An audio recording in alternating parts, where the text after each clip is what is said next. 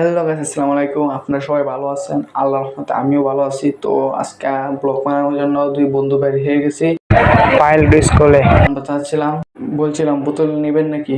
ও বলছে না, বোতল নেই না। স্বাভাবিক, তো বোতল নেবেই না, কেননা বাঙালিরা তো অনেক বড় লোক হয়ে গেছে, তাই না? তারপর বলছি ওদের আকাশটা দেখা, তুই আকাশটা দেখাচ্ছি, দেখেন কি সুন্দর আকাশটা। আমরা মাঠে এসে পড়েছি, তো মাঠে কাজ করতেছে।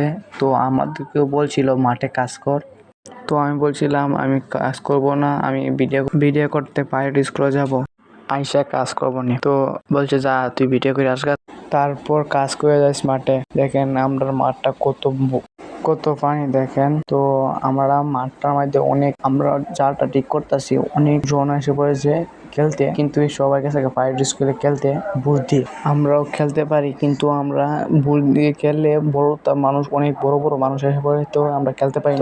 জন্য আমাকে বয়ে রাখে, আমরা এই মাঠটার মধ্যে এসে আমরা খেলি, সবাই মিলে ছোটটা মিলে আমরা খেলি। তো মাঠের কাম শেষ করে এসে পড়েছি। তো আমার বড় ভাইয়ের সাথে দেখা হইলো, সে সাথে দেখা করে অনেক ভালো লাগলো। তো সে অনেক কথা বলছে, ভালো ভালো কথা বলছে। সে আমাদের ক্লাবে 10 নাম্বার ছিল। আমার কাছে আগে ছেলেটা ছিল, তার আইডি পেজ আছে, তার পেজ একটু ফলো করে দিন না প্লিজ। আর আমারটার মধ্যে ফলো করে দেন আর সাবস্ক্রাইব করে দাও।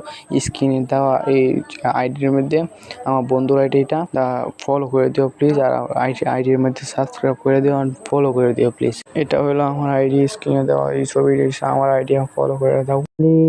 ফাইনালি আমরা ফ্লাওয়ার ব্রিজে উঠতেছি। আমারটা প্রায় হয়ে গেছে।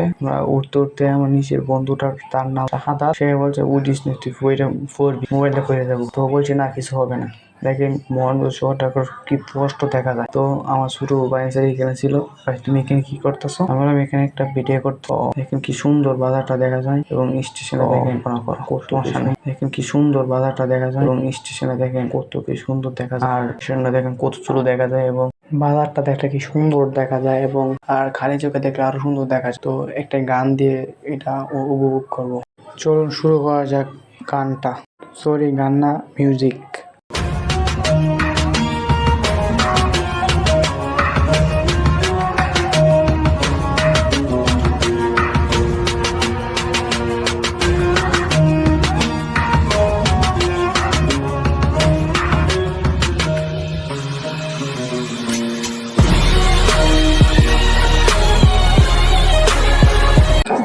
প্রথম তো বয়স দিতে, তার কারণে আমার বয়সটা সুন্দর হচ্ছে না। একটু কেয়ার করে দেখবেন, 3জন মানুষ কিন্তু আমার পিছিয়ে আসতেছে। কি মতলবে যেন আসতেছে আমি কিছু জানি না। তো আমার পিছিয়ে পাইলট স্কুলের ভিতরে ঢুকে। তারপর আমি শাহাদকে বললাম, শাহাদ দেখ, 3টে ছেলে আমার সাথে পিছিয়ে যাইতেছে।